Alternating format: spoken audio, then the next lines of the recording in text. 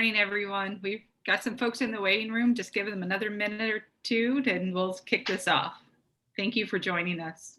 Thank you for having me.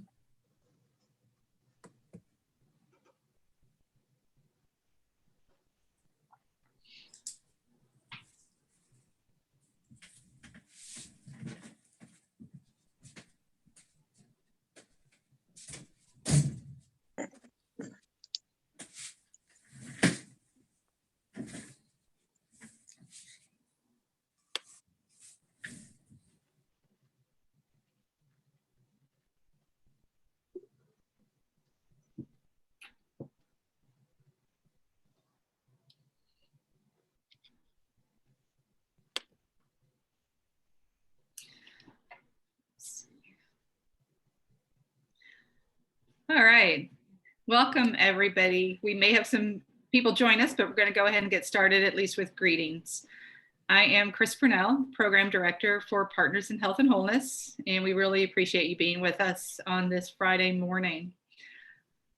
The Partners in Health and Wholeness, and I know many of you are familiar because you are very familiar names, and we welcome you. For those who maybe don't know what we do, we are a program of the North Carolina Council of Churches, and we work directly with faith communities across the state in helping you achieve your health and wholeness goals for your faith communities and your communities at large. Before COVID, which seems like a really long time ago, we, due to response from the churches that we work with, we were focusing heavily on mental health, healthy aging, the overdose crisis, and providing additional support to our denominations. When COVID arrived, we felt very fortunate that we had already done a lot of the work to respond to these particular needs, as they have been amplified like nothing we could have imagined at that time. Very few people that we know, and even of our own staff, have been unaffected and untouched by something COVID related.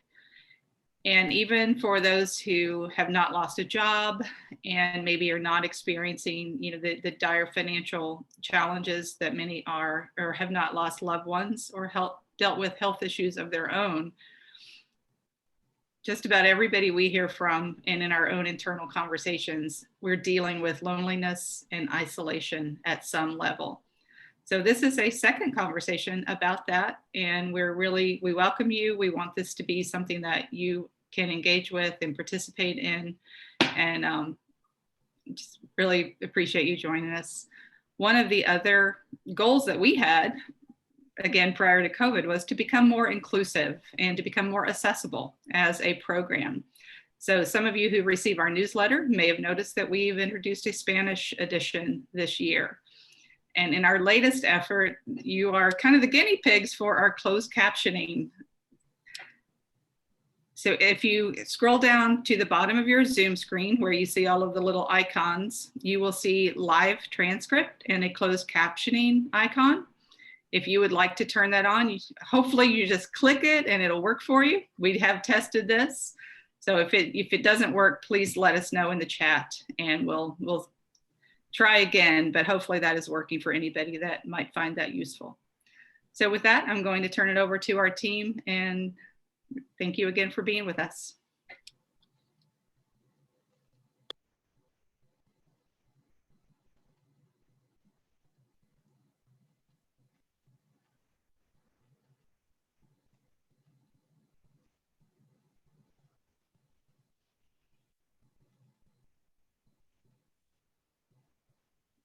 Good morning, everyone. Please join us for the prayers of the people, and I'm going to wait for us to get the slide up.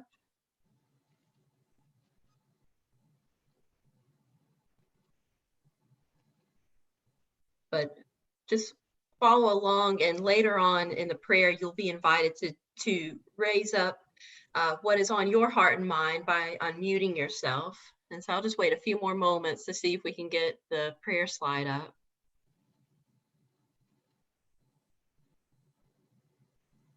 All right, there we go. Let's go to God in prayer. Dear God, for all this we pray to you, God of love, hope, and mercy, for all that we are holding, fear, isolation, loneliness, frustration, sadness, and more, God, hear our prayer. As we care for ourselves and care for others, give us patience and strength. God, hear our prayer. For our nerves and stress as we prepare for our future needs, while taking care of our current concerns, remind us that you, God, continue to offer peace and hope through it all. God, hear our prayer. For our society, communities, and homes as we continue to live in a pandemic, be with us, God, as we make decisions, work, raise our children, and more to prioritize the safety of all. God, hear our prayer. Guide us in moments of despair. Guide us in seasons of depression and loneliness. Remind us how strong each of us are and all that we have been through in our lives. Our resilience is still there, even when it feels gone. God, hear our prayer. And for all that we lift up, you are now invited to unmute yourselves and share what is on your minds and heart.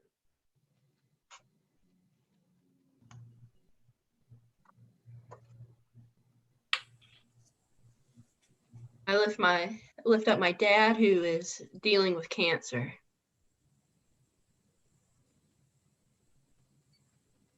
I lift up my cousin who is struggling with COVID.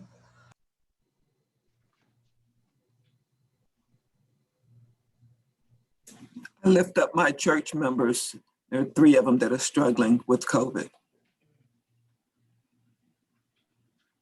My brother with a degenerative brain disease. My sister Ellie, who is struggling with COVID, and our boss Jennifer, who lost an uncle to COVID complications yesterday.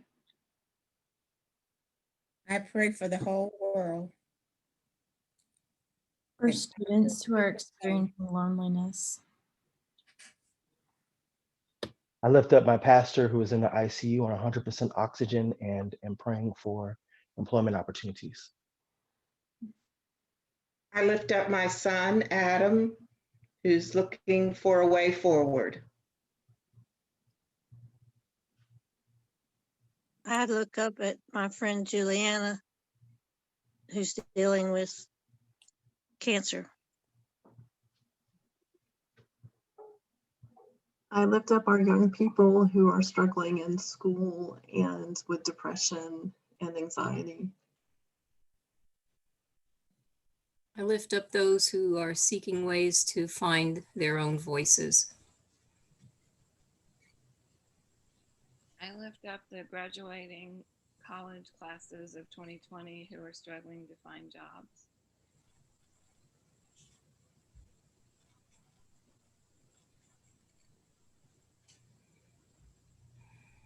God of love, we trust that you hear all of our concerns, spoken and unspoken. God, we know that we can trust these to you. For all the ways that we have been sustained up to this very breath, we give thanks. And for all that we are holding, joy and grief, fears and gratitude, we share with you in your love, God. Amen.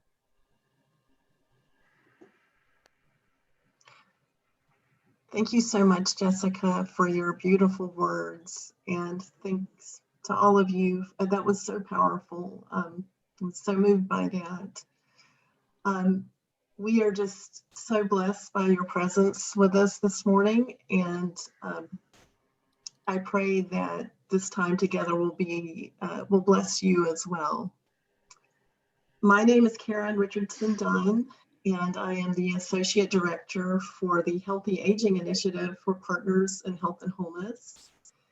And I welcome this morning our guest presenter, Caleb Pusey. Caleb is a friend and colleague, and he is a spiritually integrated psychotherapist with CareNet. He has been practicing with clients in Marion, North Carolina, but I understand that starting on Monday, I believe, he's moving up the mountain and he will be focusing his practice here in Asheville, where I am. But I think he's still going to be practicing one day a week in Marion, so I'll just put that out there. Caleb also completed his Master's of Divinity degree at Wake Forest University's School of Divinity. So we're very glad to have him here this morning. I'm not sure how many of you were present for our first sacred conversation on loneliness and isolation, and those over 50. That was in October.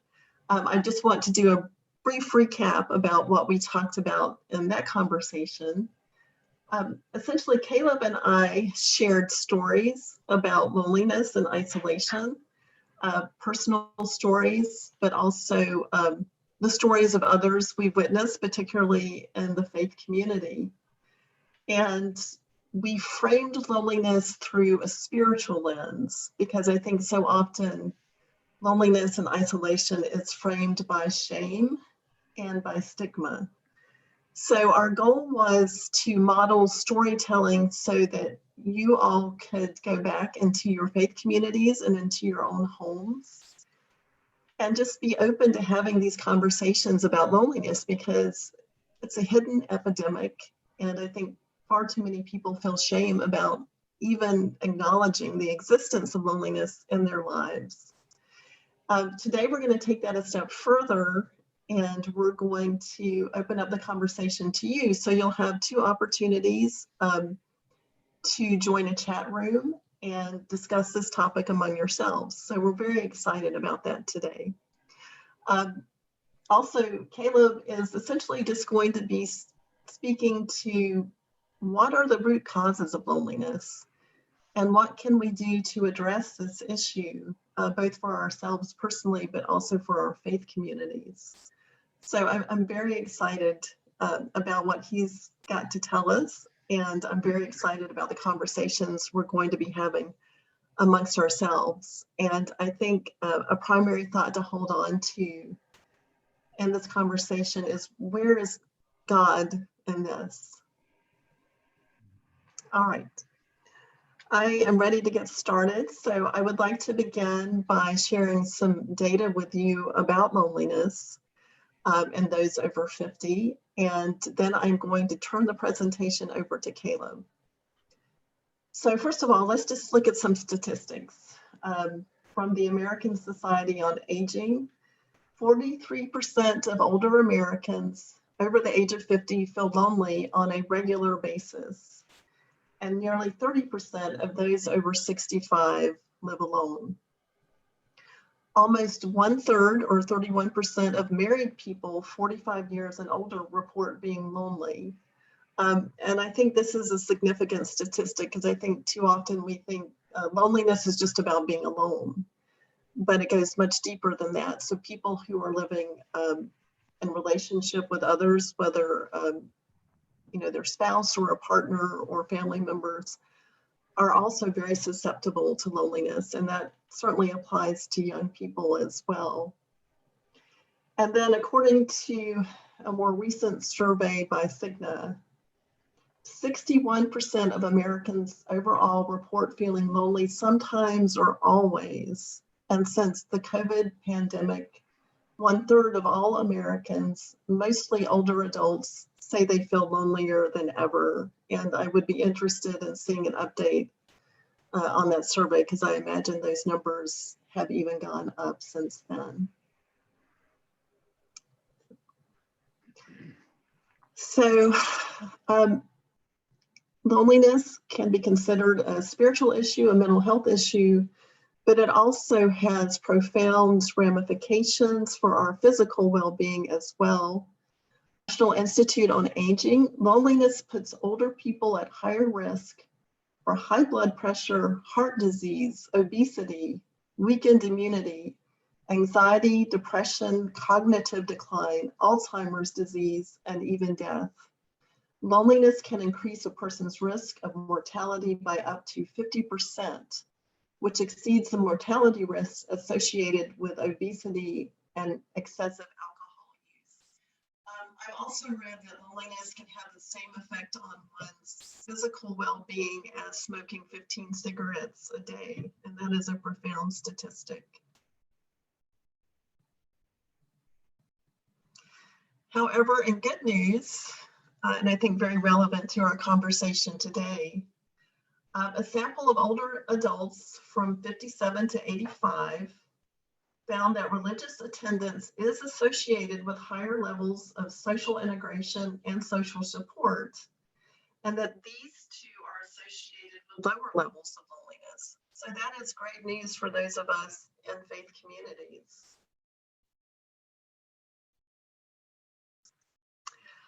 Okay, so I want to start with an image that I shared with Caleb a couple of days ago to start this conversation. Our staff was actually participating this week in a workshop on bias, mainly racial bias, but biases of all kinds. And in our small group conversation, we were asked to share an experience that we had seen of someone experiencing bias or when we experienced bias ourselves. So one woman in my group shared that she had been to the grocery store recently. And she said that there were two clerks at the cash register. One of them was a young woman and one of them was an elderly woman in her 70s. And she said that the line for the young woman was very long and that there was no one in line for the register that was being attended by the elderly woman in her 70s. And I think that image has just haunted me ever since then when I think about this elderly woman just standing there and no one will come to her. So the woman who shared the story said that she did go to that cash register, and she said that the sadness coming off of this elderly woman was palpable and it was heartbreaking for her. And I just imagine this woman who is being ignored and essentially rejected, probably simply because of her age. And I think of the loneliness that she must be experiencing as she goes about her work because of that bias. And I know that probably any number of you on this conversation have experienced financial hardship, and how lonely that itself can be when you're trying to pay your bills and you don't have the money, or you're trying to put food on the table for your children and it just seems impossible. And I think about this woman who's past retirement age, but who's having to continue to work because of socioeconomic factors in our country, and just the loneliness she must be experiencing because of that. So this loneliness issue goes very deep, and it's not simply a matter of whether or not we have companionship available to us. It's many factors, including bias and socioeconomic issues, among so many others. So Caleb, you and I have already discussed this image that I've just been talking about, and I will just let you take it from here. Well, thank you for the warm introduction and for the opportunity to be with everyone on this Friday, the 29th of January, 2021. Yeah, I am still struck by Karen's image. And what I'd like to do with you in the next 30 minutes is to be a bit of a conversation partner, to stimulate some dialogue amongst everyone in this virtual room, but also to try to answer the question, certainly not completely, but at least starting the conversation about how did we get here? How do we create these images, and why are they so prevalent? And what can we do to change things? You know, what power do we have? So I'm not prone to quote Greek philosophers, but I've been thinking a lot about loneliness and aging in light of Archimedes. I'm sure that you've heard him say many occasions, give me a place to stand and a lever long enough and I will move the world. So often it is the case that in Western societies, we are quick to find that lever. Let's find the lever, fix the problem, and move on. And I think what Karen and I and the rest of our partners at Partners in Health and Wholeness were trying to do in our first conversation is to model a place to stand first. Loneliness is something that is seen and felt with so much shame. And part of actually having a place to move the dial with regards to how loneliness affects us, especially in the second half of life, that place is powerful when we move into that loneliness and explore it. So a little bit of what we're going to do today is going to give you the opportunity to explore your own loneliness.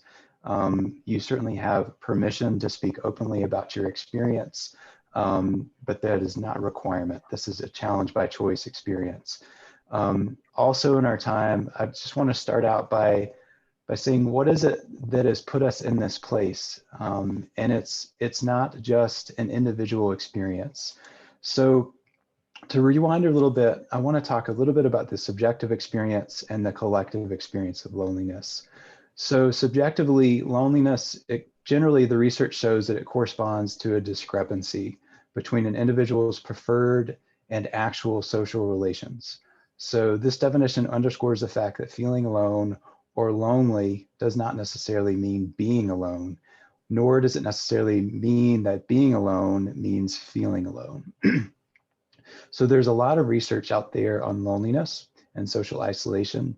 A key conversation partner for me in the research is a gentleman named Cacciapa, who's Italian, at least in his ethnicity. And another research partner that's been probably more of a conversation animator for me have been two people. And I want to name them, excuse me, because a lot of their work permeates this conversation. The first person is named Alberti Feybound, and she has recently published a book called A Biography of Loneliness. I highly recommend it to you if you have any interest in this topic. And I'm assuming if you're with us today that you do have some interest. And the other one is an individual named Resma Menicum.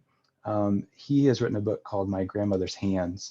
It is not necessarily speaking to loneliness, but he has become a conversation partner for me as I've tried to make sense of how did we get here, specifically in our Western context in the United States of America in this 21st year of our Lord. So first thing I want to do is situate loneliness in the second half of life, and inviting us to read loneliness as a chronic and pathological disease of modern Western and industrial cultures. So again, I want to situate it in that broader context, as opposed to what we often hear as kind of the more simplistic and dangerous assumption that loneliness is just a personal moral failing. So there's a couple currents that I see when I'm reading the research and reflecting on the world we're in that's really had an impact on loneliness in the second half of life. The first one is a low-hanging fruit. It's ageism.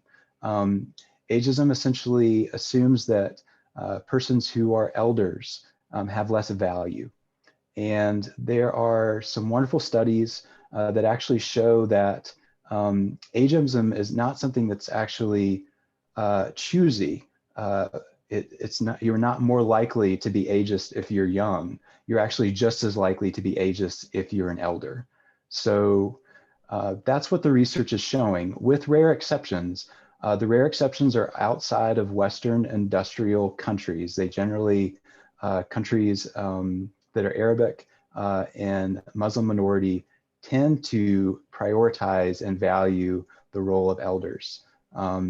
And in our country and in other countries, indigenous peoples tend to value the role of elders more so than we do in our country. So ageism is one factor that is getting us to the place that we're in right now. Another one is individualism. And I'm not here to beat up on individualism. There's certainly some virtues and merits in individualism, but the way in which individualism has impacted loneliness in our country and other Western states is it focuses on the individual, their rights, their needs over collective responsibility and collective restraint. So that affects politics. Politics being the only thing that matters is power for one person. It doesn't matter how we restrain ourselves to respect others. It shows itself in economics. The only thing that matters is the invisible hand of the market and a consumer's particular needs and wants. That's it. It shows itself in philosophy. Philosophy being, okay, I think, therefore I am. The only thing that matters is that I have a brain. It doesn't matter that I have a body. It doesn't matter what that body looks like, how old it is, how young it is, what color it is, what gender it is. I just have a brain. So, and it also shows itself in religion. Generally, it prioritizes one's individual salvation over one's collective responsibility for the salvation of the commons. So that's where we see loneliness kind of taking root. Another strand is sexism. So there's a lot more that we could say about any of these, and we have time to say, but I'm just going to touch on them briefly. And my PHW friends, just give me a heads up when we're kind of getting to the end of our time, because I've lost track already. So sexism. Historically, loneliness has mostly been seen as a white male privilege. So I just want you to think about man caves or the basement. My wife works in education. I'm not going to pick on men, but I'm going to pick on men. More often than not, it's the women who show up for the parent-teacher conferences. Men can do what they want to do, and they can do it in isolation. That is a sexist assumption. So the flip side of that is if women are given the privilege, and it's generally not considered a privilege, they're given the burden of loneliness.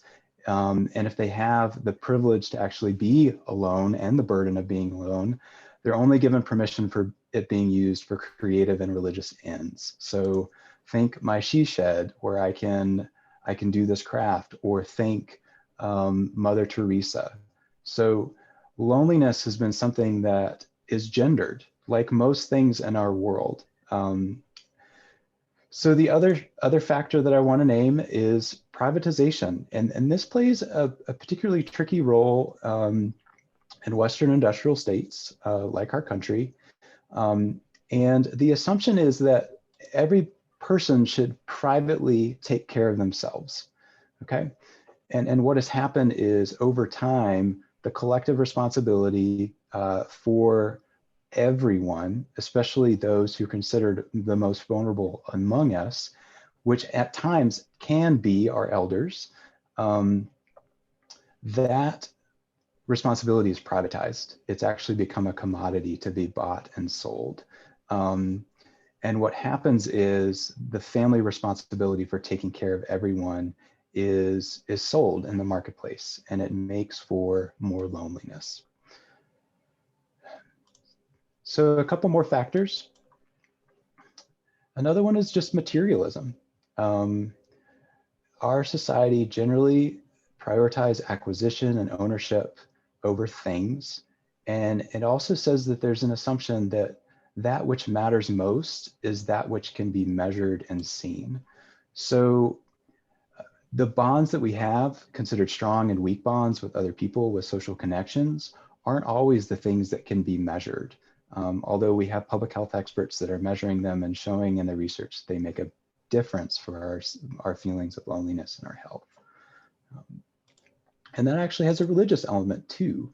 If the only thing that matters is what can be seen and heard and tasted and touched, where's the role of soul? Where's the role of spirit and changing behavior and improving health? So two more, and then we'll transition to having a conversation about this. So the other thing that I want to name that is playing a role in how we got here is a privileging in our society of extroversion over introversion. I'm sure there's introverts in this room. I'm sure there are extroverts in this room. It's a spectrum where everything has value. Generally in our culture, we have valued extroverts at the expense of introversion. And as a result, there's this assumption that time in solitude, time in loneliness means that there's something wrong with you. So when in reality, time for solitude can actually be very formative and constructive. There's also a self-fulfilling prophecy. And we're guilty of this right now. So attributing old age with the presumption of loneliness is also problematic because it actually becomes a self-fulfilling prophecy. If by virtue of inviting people into this conversation and just pairing a conversation about loneliness with the second half of life, we are perpetuating that assumption. I hope that the benefits of what we're doing outweigh that cost, because the research does show that the odds of being lonely are higher in later life. And finally, white supremacy and caste. That is playing a huge impact on loneliness in our culture and has since our country's inception. So anytime you have a white body as the standard of what it means to be human in a world shaped by all kinds of bodies, you have separation, you have loneliness. You also have policy violence that ensures that different bodies remain in their predetermined place. That's a form of caste. So ultimately, again, this undermines communion between every body and every bodies. And it generally leads to what we're seeing in our country right now in the most recent eruption of white supremacist violence.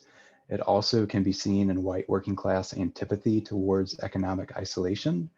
And it's actually connected to the epidemic of addiction in isolated and lonely communities with majority white demographics.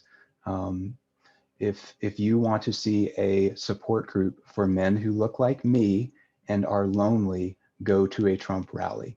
You will see a support group for people who are very lonely.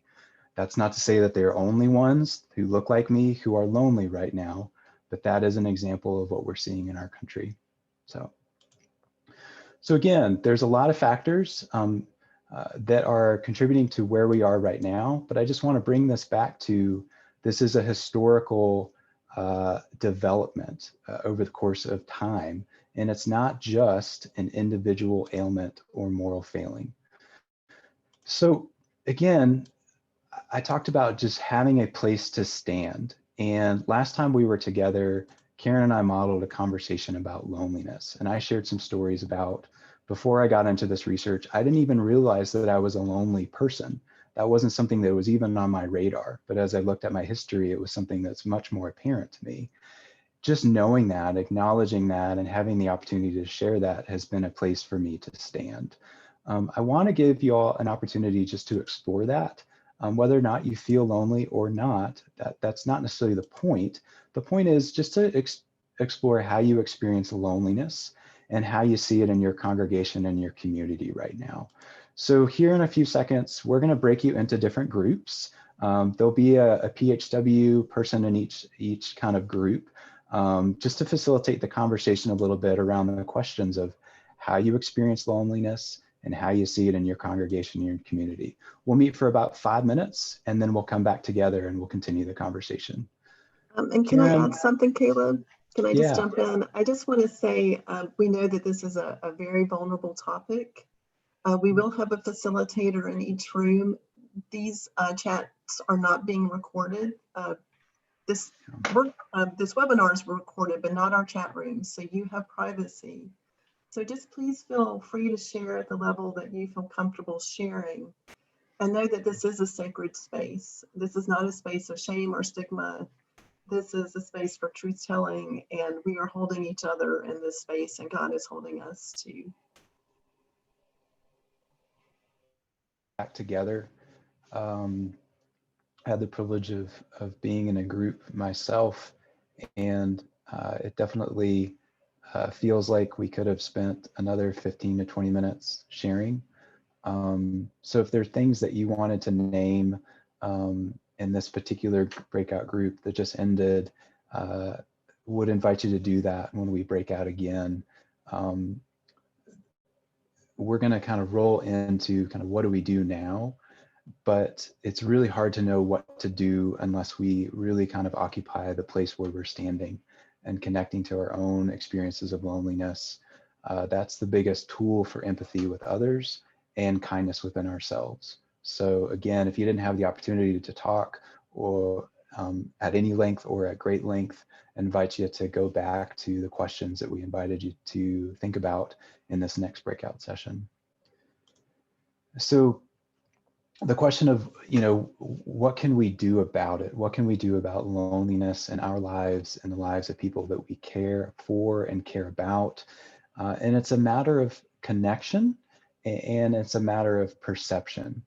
And I highlight those two terms mainly because the research is showing that one of the things that decreases the likelihood of loneliness is time spent in meaningful contact with family and friends. So essentially, the more time you have, the less lonely you'll be.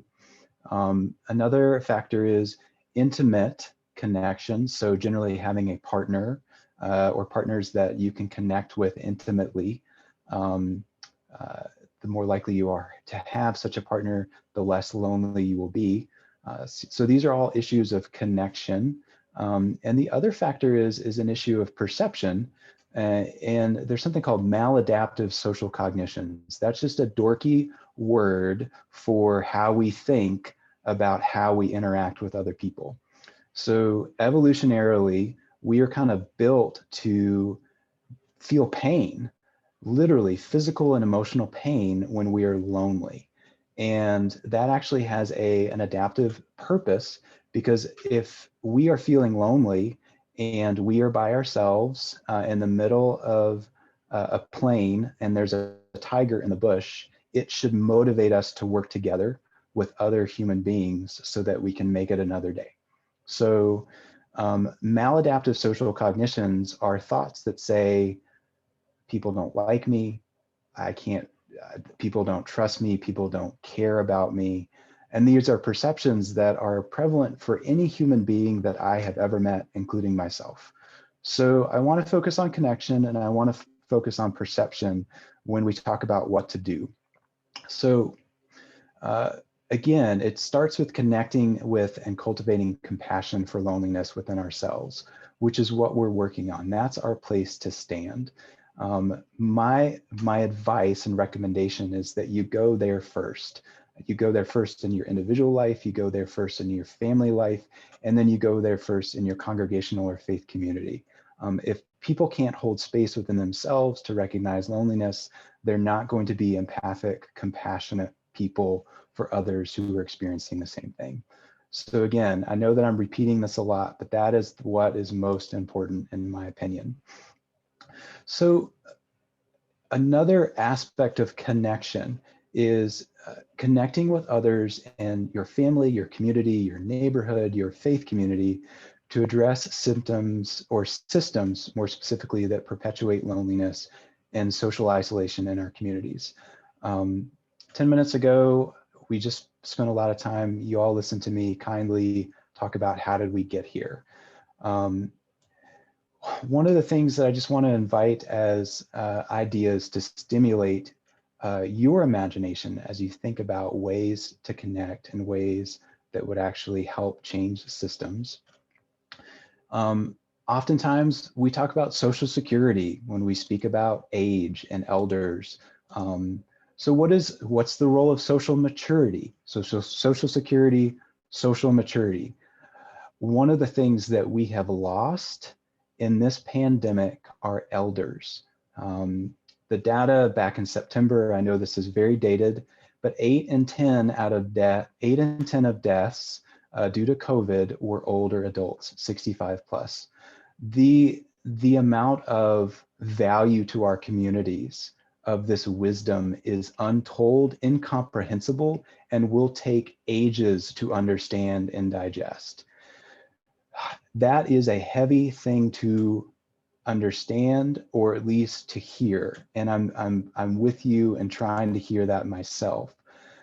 But the role that elders play in our communities is paramount. So I'm just instead of thinking about retiring into volunteerism, I want to encourage elders into a form of wise activism. Activists need you desperately. We need your wisdom. Young people need your wisdom. I'm speaking as a young person. I need you. If you're an elder in my life, you are important to me. So that's one of the ways that we can connect. another just kind of idea to stir the conversation. If it helps, take it. If it doesn't, leave it. Comes from a Trinitarian term. Sorry to dork out with you all theologically, but it's called perichoresis. Perichoresis is this dance between the creator, the sustainer, the redeemer. It is this mutual indwelling and outpouring of divine life. And it is how creation moves through the seasons, and it is how it restores and heals. So instead of privatization, where we think about care of our communities, care of our elders, let's see if we can privatize everything. I'm encouraging you all to look through the lens of perichoresis.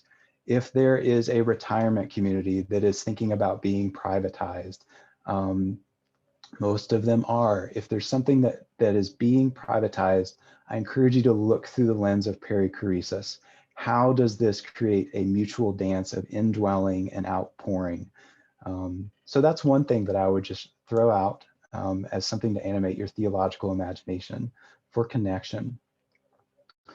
So another thing that I would encourage you to look for as you try to address systems that perpetuate loneliness is develop an intelligence and awareness of white body supremacy.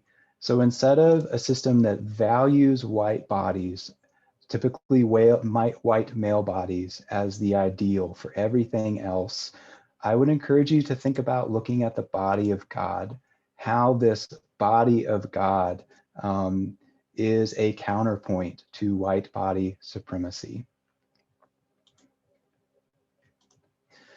Another idea is thinking about the tent of meeting instead of membership.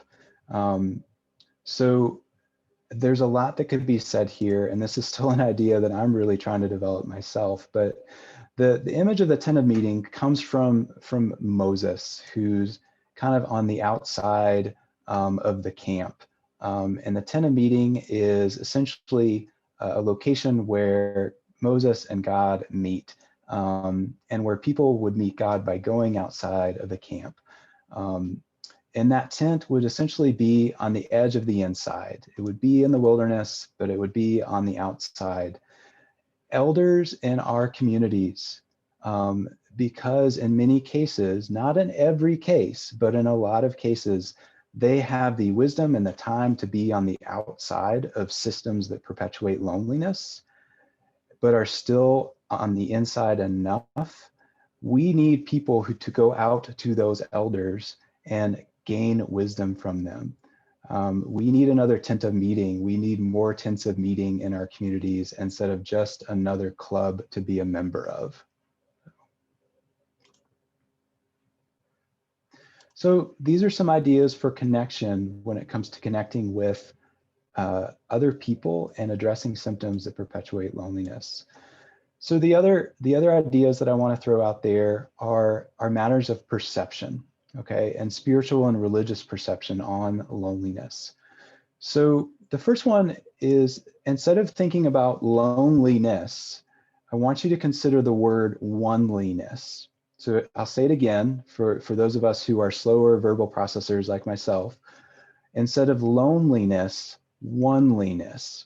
And the reason I throw that out there is because Alberti Bond has really kind of shown me that the language of loneliness, it wasn't necessarily a term in our lexicon, at least in the English lexicon, prior to the 1800s. When oneliness was used, it was essentially just a description of one's physical space. It was, I'm one. It wasn't something that had psychological or emotional baggage to it. It just said, I am one. And I just love that language. Instead of loneliness, what would it be like to create some oneliness groups in our churches instead of a loneliness group? I think I mentioned in the first sacred conversation that I did a bit of an experiment, and I told my friends that I'm lonely. And I was literally on a hike with someone who I care for deeply and know cares for me deeply, and he kept walking and walking faster away from me as I talked about loneliness. Loneliness is a toxic word. And the beauty about religious communities is they love narratives, they love words. Be intelligent about the words you use. Think about oneliness as inviting conversations about loneliness. So I want to try a quick experiment with everyone in the room right now, and we're going to call it a oneliness experiment. So just for a moment, I want you to think of the idea of you being one, not just this lonely person in the world, but just being one person right now.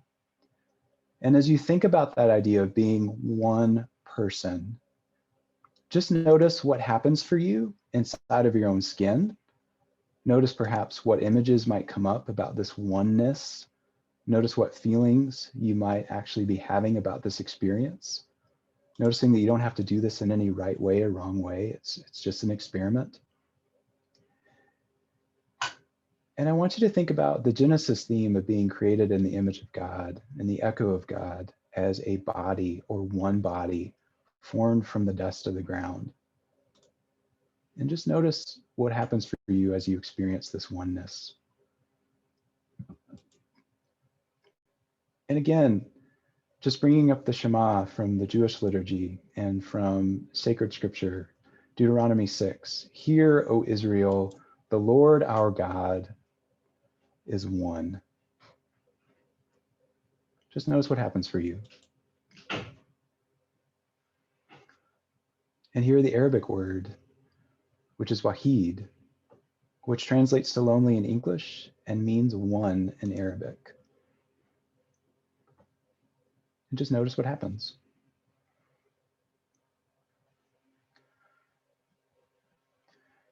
So changing our perception about loneliness to oneliness could be a window as we work with ourselves and our families and communities to address loneliness and to invite people into conversations about it.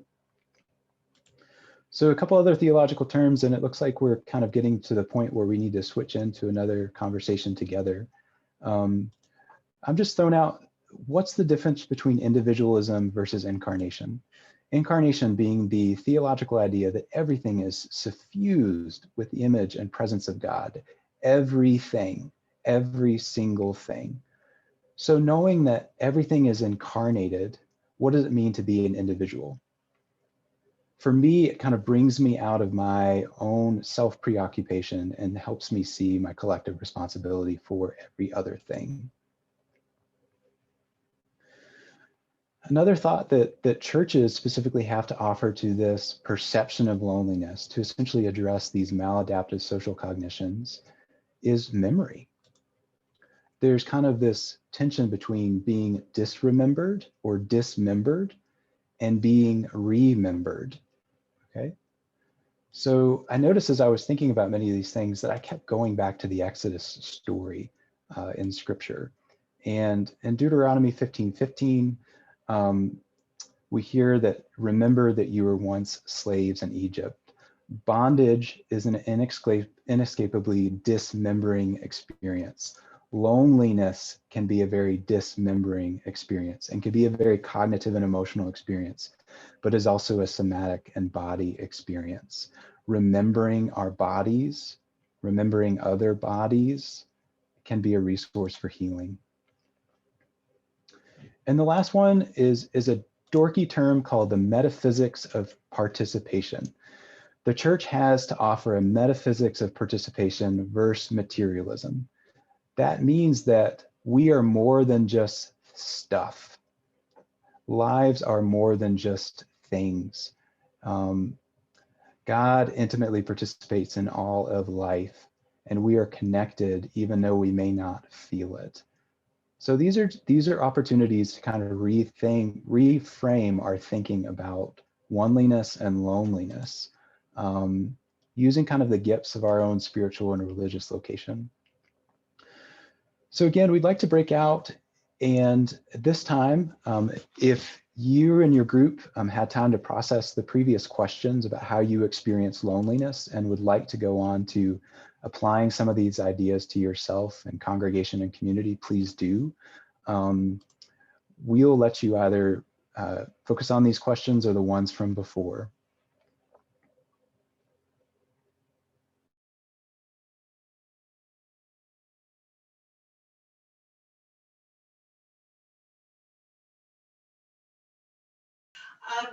Well, thank you.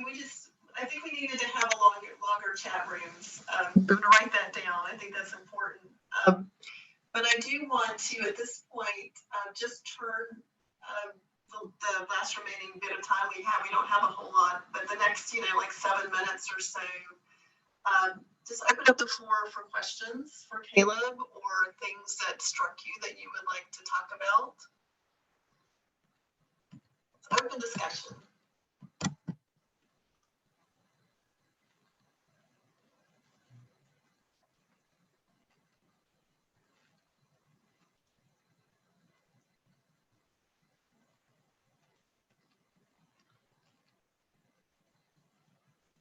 Well, I will ask a question to start us off then. Caleb, you and I had talked about January 6th, and I saw so many older white men there at the Capitol building.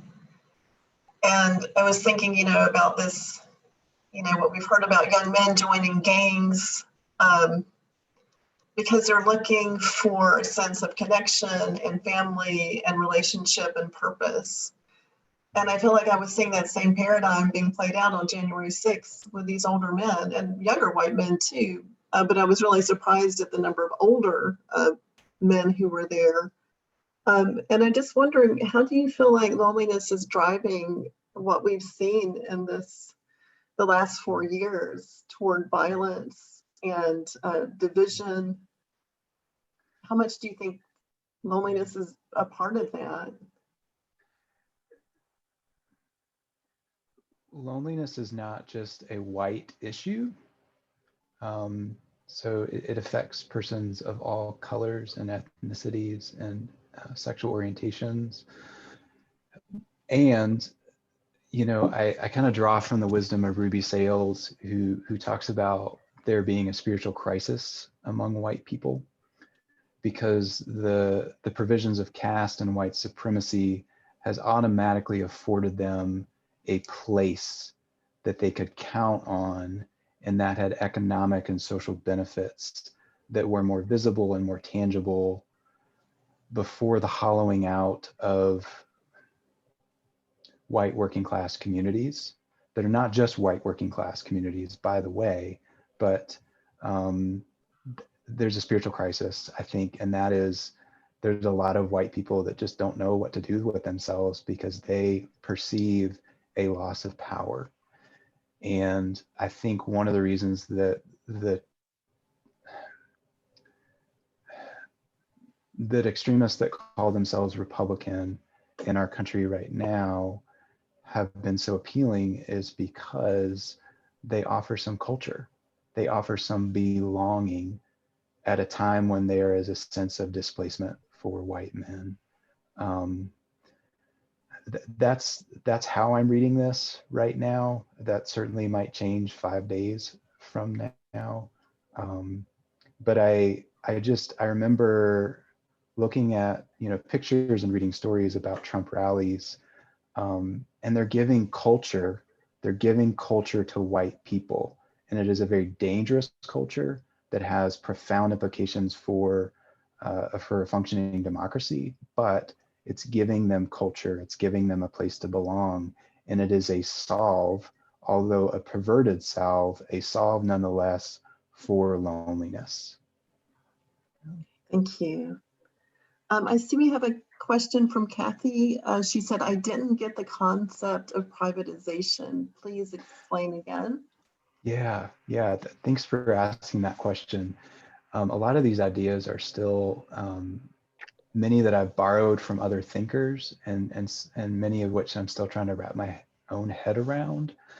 I think privatization, it means that instead of relying on what used to be strong bonds with family, strong bonds with neighbors, that my neighbor would see me in such a way that they would immediately know what I need, or at least ask, can I help? Because our economies have focused on creating services that are generally privately owned to perform those functions, that we have lost connection. we've lost these connections that used to sustain communities and neighborhoods. Because in some sense, some of this has been economic and governmental. The amount of monies that we put into programs to take care of the vulnerable amongst us is precipitously declined in Western democracies. And as that has declined, those monies have gone towards private entities. So in our state of North Carolina, for instance, we are in the process of transitioning to privatize Medicaid services. So money is to be made. I'm sorry, there could be some innovations from this that help people. I hope that that is what happens, but money will be made because these connections and care is privatized. I think that's, yeah. Also, Ruth had her hand up. Ruth Williamson. Ruth, are you? You see everything, don't you? I'm all seeing, yes. Yeah, I know. Part of my ministry as a deaconess is in continuing care community, mainly with skilled and those who are there for assisted in a privatized situation. And I haven't been able to go there for a year nearly. And I was just wondering, other than sending cards and calling the activities director, are there other suggestions for connecting with my friends? We were meeting every Friday for a small group to talk, and we had a love feast and some jokes, and they told their stories. And that connection is gone now. So I was just wondering if somebody had a trick up their sleeve. Yeah, I think this is my opinion, Ruth, and I think it's a really good question. We're not like the pandemic has undercut so much of what we utilize to maintain health with regards to loneliness. We are social creatures because of the risks of gathering. Many of us can't gather and experience those kinds of social connections. I think the only thing that provides some hope for me is that this could be a monastic movement, a forced monastic movement, focusing people to turn inward, which can be very, very difficult. I don't want to romanticize that process because it is causing a lot of pain for a lot of folks that are very lonely.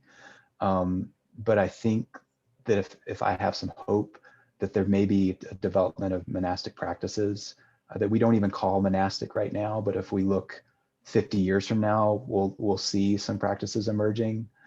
I think it's a time for ripe creativity with that question that you're asking. I think about like iconography, just the role of iconography in Greek Orthodox traditions and how that can be a visual and sacramental kind of display of God with us. I don't really know. Like I'm kind of in the mystery with you. It's such a good question though. Okay, I was just thinking, could you not use Zoom as a way of talking to your friends and so forth?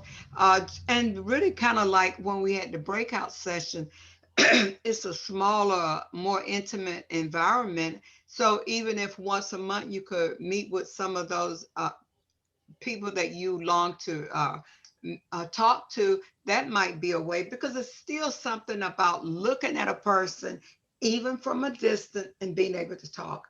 That's a great idea. I'll call the activities director and see if that's something we can do. Mm-hmm. Thank you. Thank you, Minerva. Here's another idea. I have started reading with my sister and her husband.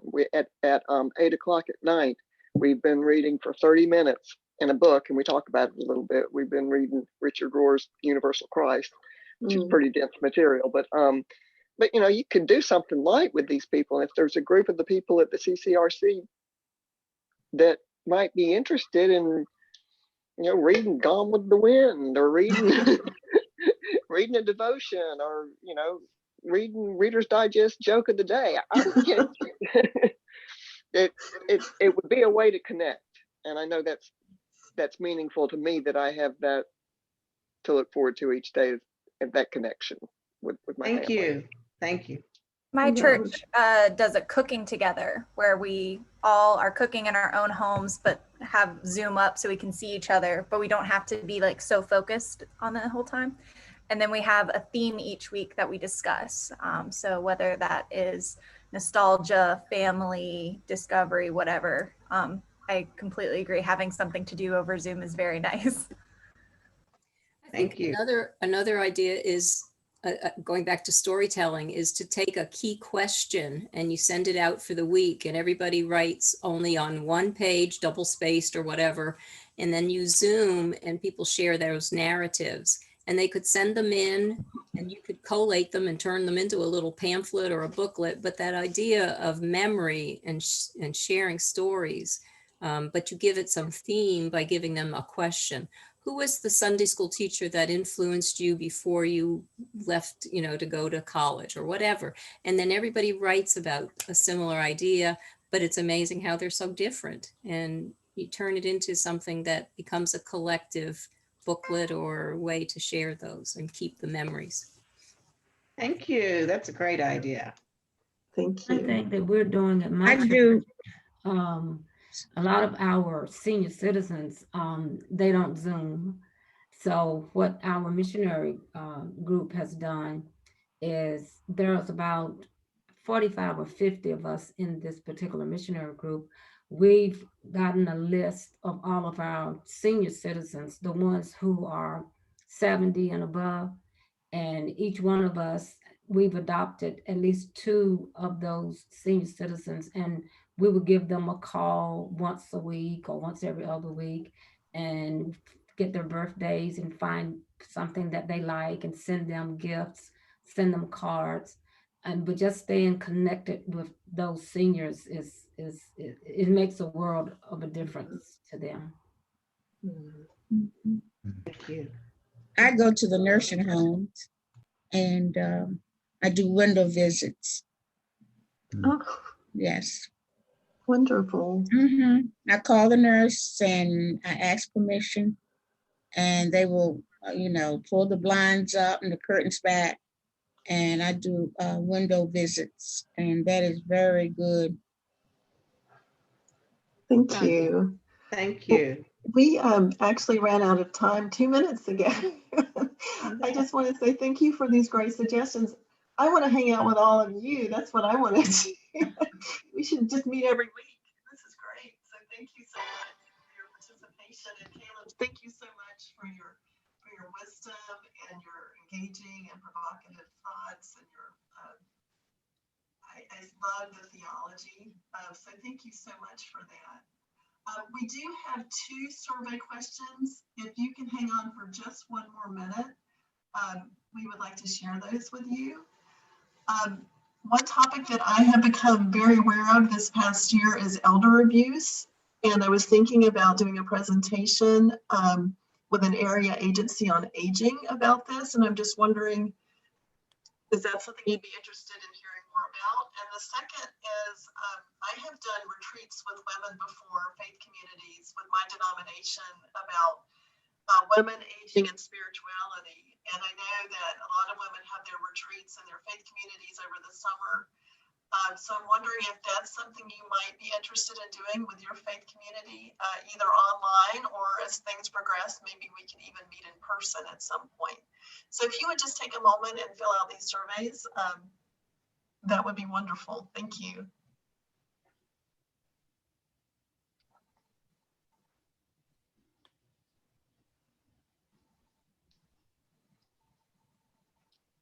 So I think, are we done, Elizabeth, with the polling, or are we still working on it? 1 more minute and then we'll be done. Okay.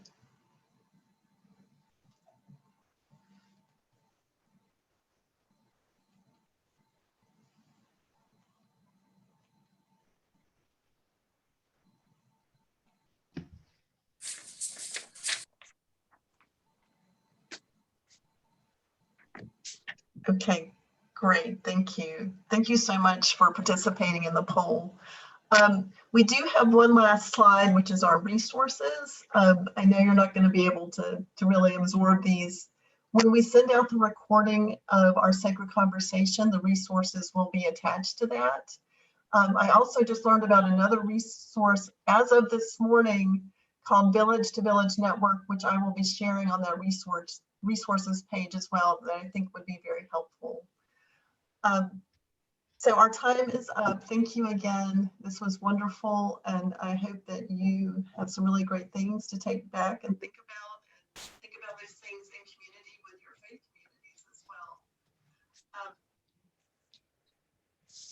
I just ask us to go back to that first image of the woman standing behind the cash register and just hold that image and the image of all those who are experiencing loneliness. And then I just ask you to remember that we have been promised that God is with us now and even into the end of time. So thank you once again. I hope you have a wonderful rest of your day.